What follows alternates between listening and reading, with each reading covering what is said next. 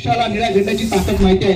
दुर्दैव एवढंच की या निळ्या झेंड्याच्या रखवालदाराला निळ्या झेंड्याची ताकद माहिती नाही, म्हणून आजपर्यंत आपण त्या सत्ताधारी झालो.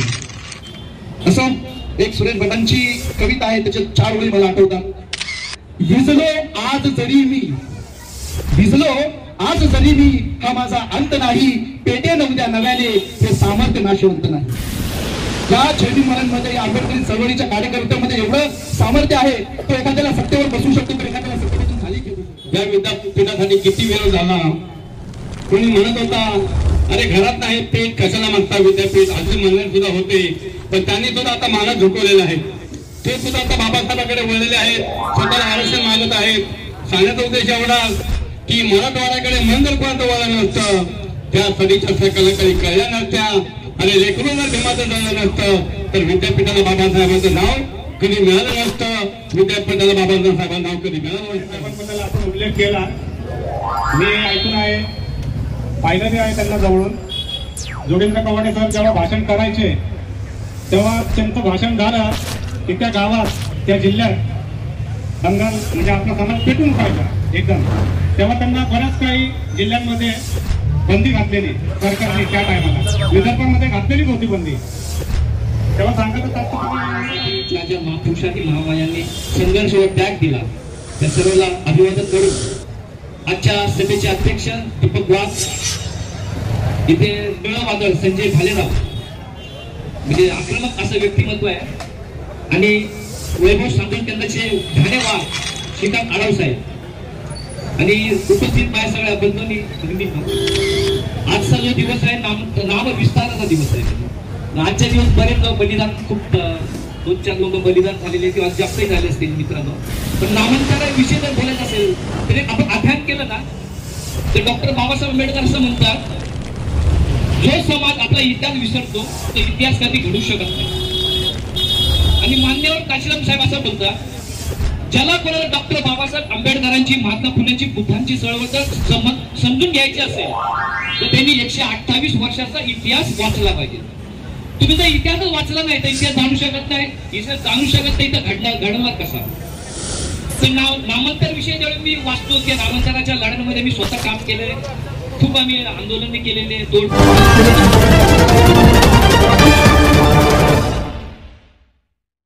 हमारे heart of Mumbai news channel को सब्सक्राइब करें और बेल आइकन दबाना ना भूलें. डॉक्टर बाबासाहेब आंबेडकर मराठवाडा विद्याबद्दल 2 शब्द बोलतील. मी माफी मागतो, माझे 2-3 मित्र जरा बाहेर आलेले आहेत, तिकडे वाट बघतात माझी, म्हणून मी थोडासा. विश्वाला शांतीचा संदेश देणारे तथागत भगवान गौतम बुद्ध, भारतीय घटनेचे शिल्पकार बोधिसत्व डॉक्टर बाबासाहेब आंबेडकर, छत्रपती शिवाजी महाराज. आजच्या या नामविस्ताराच्या 30व्या वर्धापन दिनाच्या माटुंगा लेबर कॅम्पमध्ये जो कार्यक्रम आयोजित केला, त्या कार्यक्रमाचे अध्यक्ष दीपक भाऊ वाघ व सन्माननीय सर्व मंच, माझी शिक्षिका डॉक्टर बाबासाहेब आंबेडकर समाजभूषण पुरस्कार कांताबाई काळे या ठिकाणी उपस्थित आहेत. आणि ज्या ज्या लोकांनी आता भाषण केलेलं आहे त्यामध्ये ही सत्यता आहे की नामांतर नाही, नामविस्तार झालेला आहे. डॉक्टर बाबासाहेब आंबेडकरांनी जी शिक्षणाची गंगा अखंड भारतामध्ये सोडली होती आणि त्या गंगे वाचून मिलिंद विद्यालय, एक पीपल एज्युकेशन सोसायटी, त्यातील मिलिंद विद्यालय हे औरंगाबादला आहे आणि त्या ठिकाणी बौद्ध भंते यांचं वास्तव्य स्थान सुद्धा आहे. आणि मी सातत्याने चळवळीच्या माध्यमातून मी मराठवाड्या साईडला फिरतो तर औरंगाबाद विद्यापीठाला जरूर भेट देत असतो.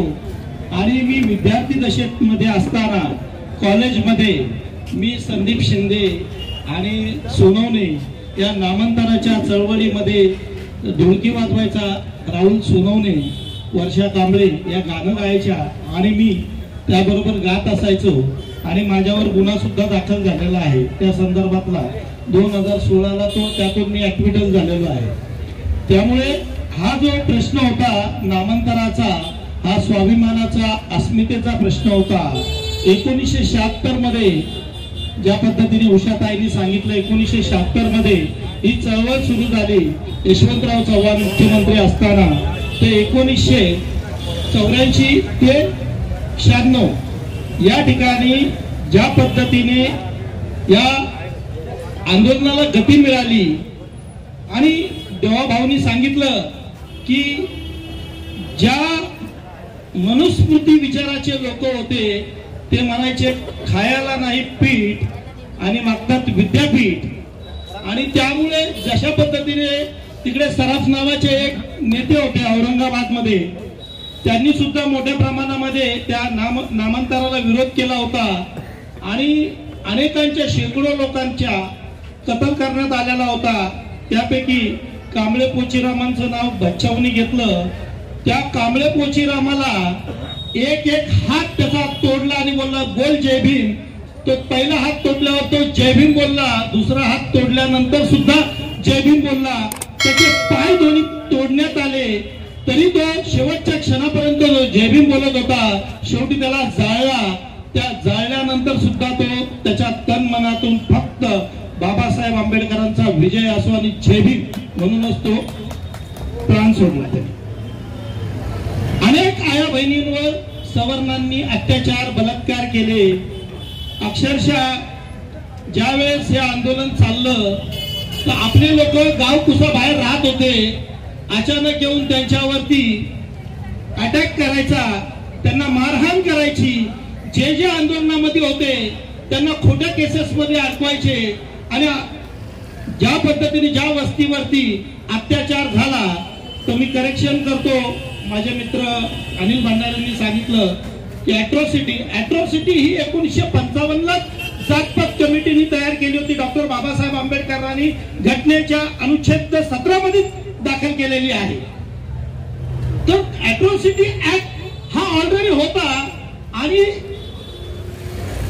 89 ला तो मजबूत केला. राहुल यांनी गांधींनी केला. 89 ला अॅट्रॉसिटी ऍक्ट म्हणून केला. जात पात उच्चाटन कमिटी म्हणून त्याचं नाव होतं. आणि जी फुलंदेवी आहे तिने ज्या पद्धतीने नरसंहार केला आणि हे दलित समाजातील लोक आता हत्यार हातात घेतील म्हणून यांना खुश करावं म्हणून जात पात कमिटीचं ते अॅट्रॉसिटी ऍक्ट ब्राऊन ऍक्ट म्हणून 89 झाला. तसा सुधारित कायदा 2015 ला जो डिलीट करण्यात आला होता आणि प्रत्येक खासदारांनी बंड करून पुन्हा दोन्ही सदनामध्ये पारित केला. आता तो अॅट्रॉसिटी ऍक्ट 2018 प्रॉन ऍक्ट म्हणून जो ओळखला जातो त्याच्यात अनेक बदल करण्यात आलेले आहे. पीडित व्यक्तींना मुआवजा देणं वगैरे. पण त्यावेळेस असं काही नव्हतं.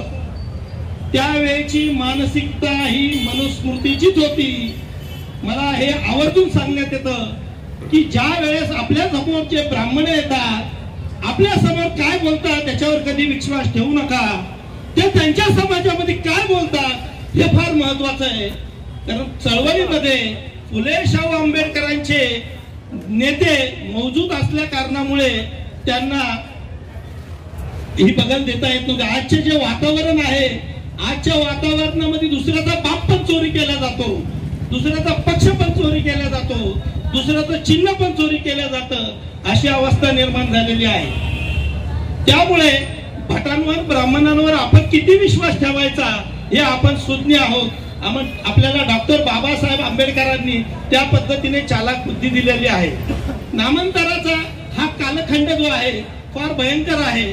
तो आपल्या चळवळीतल्या तरुण पोरांना दिशा देणारा आहे.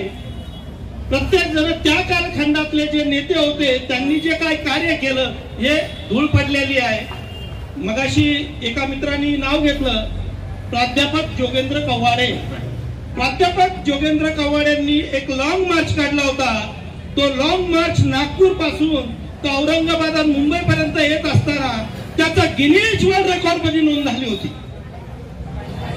गिनीज वर्ल्ड रेकॉर्ड मध्ये अद्यापही कोणी एवढ्या मोठ्या प्रमाणामध्ये कोणत्या विषयासाठी लॉंग मार्च काढला, कोणत्या पक्षाचा असो किंवा आता लाखोचे मोर्चे निघतात त्यावेळेस जोगेंद्र कव्वाडे साहेबांनी लॉंग मार्च काढला होता आणि त्यांना आपण आता लॉंग मार्चचे प्रणेते म्हणून म्हणतो. औरंगाबाद विद्यापीठामध्ये कांबळे पोचीराम त्याप्रमाणे बनसोडेची सून यांचा बलात्कार केलेला अनेक लोक गाव सोड जंगलामध्ये राहत होते. 15-20 दिवस ते गावाकडे येत नव्हते. ज्यावेळेस मग सरकार जागा व्हायचं अत्याचार केल्यानंतर अॅट्रॉसिटीच्या केसेस दाखल व्हायच्या, रजिस्टर झाल्यानंतर ज्यावेळेस हे नामविस्तार झाला, ते नामविस्तार करण्यासाठी राजकारणी लोकांचं नाव घ्यायचं नाही असं सांगितलेलं आहे, पण काय करणार? त्या मंत्रिमंडळामध्ये संघर्ष नायक रामदासजी आठवले होते, सामाजिक न्याय मंत्री, आणि मुख्यमंत्री शरद पवार यांनी तो प्रश्न कधीच लावलेला होता. आणि त्यामुळे हा नामविस्तार, मराठवाडा विद्यापीठ तर नाव होतच ना पूर्वीपासून त्या विद्यापीठाचं, फक्त त्याच्या पुढे डॉक्टर बाबासाहेब आंबेडकर मराठवाडा विद्यापीठ हे नाव देण्यात आलेलं आहे. आणि त्या चळवळीला 14-15 वर्ष आपल्या लोकांचे वाया गेले. लांडगे साहेब बरोबर आहे, पण तो विद्या आज सुद्धा ज्या पद्धतीने आपल्या लोकांवर अन्याय अत्याचार होतो खेडोपाड्यामध्ये, तो त्या बुद्धीमधला भाग आहे. ब्राह्मणांच्या लोकांमधून अजूनही मनुस्मृती गेलेली नाहीये. बाबासाहेबांनी ती 25 डिसेंबरला जाळल्यानंतर सुद्धा बटा ब्राह्मणांच्या डोक्यामध्ये मनुस्मृती आजही आहे. बाबासाहेबांना, महात्मा फुलेंना आपलं कार्य हे तेजानी करता आलं, कारण त्यावेळेस ब्रिटिशांचं राज्य होतं, कायदा त्यांच्या सोबत होता, त्यामुळे त्यांना त्या अंमलबजावणी करता आल्या. आणि आतापर्यंत त्यांना का करता आल्या नाही? कारण फुले, शाहू आंबेडकरांचे जे मुलं होते, बाबासाहेबांचे वारस होते, ते महाराष्ट्र सरकारमध्ये, केंद्र सरकारमध्ये होते. परंतु खोटे बोलवचन देऊन, आमिष देऊन आज संपूर्ण सत्तेमध्ये आल्यानंतर आज त्यांनी उघड ज्या पद्धतीने आपलं मगाशी सांगितलं, आरक्षण मिटवणं चाललेलं आहे, खाजगीकरण चाललेलं आहे, एका व्यक्तीला वाढवण्याचं काम चालू केलेलं आहे. तो लाडका व्यक्ती प्लेन घेतो, ट्रेन घेतो, सगळं विकत घेतो. भारत सरकार सोडून उद्या अडाणी सरकार होणार आहे, तरी आपले लोक झोपलेले आहेत. या सगळं तोच प्रकारे खाजगीकरण करण्याचा आपण जागृत राहिलं पाहिजे. आपल्या इतिहास मला फार शोकांकित वाटते. मी विशाल निर्भवने, अनिल भंडारे, नितीन भालेराव यांना मी सांगितलेलं आहे की महाराष्ट्रामध्ये एकूण अनुसूचित जाती या 59 आहेत, त्याच्यामध्ये महार जाती बौद्ध समाजाची आहे, 58 जाती ज्या आहेत त्या इतर मागासवर्गीय म्हणजे मागासवर्गीय अनुसूचित जातीमध्ये आहेत. त्या लोकांमध्ये मोठ्या प्रमाणामध्ये मनुस्मृतीचे विचार, RSSचे विचार कसे कोंबले गेलेले आहेत. मला फार वाईट वाटतं. आपण आपल्या हक्कासाठी लढतो आणि माझाच बांधव मला दगड घेऊन उभा आहे, तिथे माझ्यासाठी गुन्हा दाखल करण्यासाठी पोलीस स्टेशन मध्ये आहे. मला वाईट वाटतं. जी आग वाल्मिकी समाजामध्ये आज निर्माण होत चाललेली आहे, त्यांचे मुलं जे वाह्यात होत चाललेले आहेत, जर ते वेळेवर थांबवले नाही तर जातीमध्ये संघर्ष येणाऱ्या पिढीला भोगावा लागेल. मी एकदम आवर्जून आणि जबाबदारीने बोलतो. ज्या संघटनेची मानसिकता जातीवादावरून आहे, जे हिंदुत्व म्हणून आपल्याला भरवलं जातं, ज्याचा गर्व बाळगला जातो, त्या हिंदुत्व विदाऊट जातीपातीशिवाय नाहीच आहे. तुम्हाला ते जातीशिवाय स्वीकारायचं आहे. ते मग तुमची कोणती जात आहे त्याच्यामध्ये आहे. राम मंदिराचा उदय होतो, तुम्हाला काय?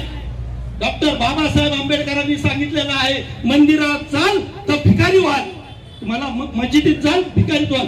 आपल्या मुलांसाठी शिक्षणाचे दार उघडले पाहिजे. आपण वाचनालयात गेलं पाहिजे, आपण विद्यापीठात गेलं पाहिजे.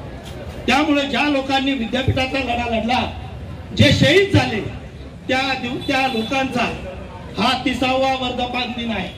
आणि मी माटुंगा लेबर कॅम्पच्या या कार्यकर्त्यांचा आदर करतो, सन्मान करतो की त्यांनी या ठिकाणी असा हा कार्यक्रम नियोजित केला आणि सर्व मान्यवरांना बोलवलं, महिलांच्या हस्ते वंदना घेतल्या. मी सर्व आयोजक मंडळीचा लाख आभारी आहे. आणि माझा हा विषय नाहीये, परंतु तरी पण मी 21 तारखेला मला मगाशी संबोधलं निळं वादळ, मी डॉक्टर बाबासाहेब आंबेडकरांच्या विचारांनी पिछाडलेलो आहे. त्यामुळे मला भाग दिसत नाही, फक्त निळा रंग दिसतो आणि ते जयभीम दिसतं. म्हणून मी हा वसा घेतलेला आहे. आपल्या समाजातली जी धूळ आहे मी कधीही साफ करत, पण ज्या मुस्लिम समाजामध्ये सुरुवातीला आपण पाहतो सगळ्यात जास्त NRC, CNN ज्या पद्धतीने त्यांच्यावर आंदोलनाची बारी आलेली आहे, त्यांना टार्गेट केलं जातंय. त्यांना संपवल्यानंतर आपली बारी आहे. त्यामुळे आपण योग्यच वेळी सावध राहिलं पाहिजे. त्या लोकांना बाबासाहेब शिकवलं पाहिजे, त्या साऊथ इंडियन लोकांना शिकवलं पाहिजे. या अडाणीला 1 इंच पण जमीन आपण मिळवून देणार नाही अशी मला खात्री आहे. बंधूंनो, तुम्ही मला इथं बोलवलं आणि माझं जे काय लांबलचक भाषण आहे ते ऐकलं, त्यामुळं मी आयोजकांचा आभारी आहे. माझा मित्र सनद आणि 2-4 मित्र आलेले ते वाट बघतायत. मी आपली रजा घेतो. जय भीम.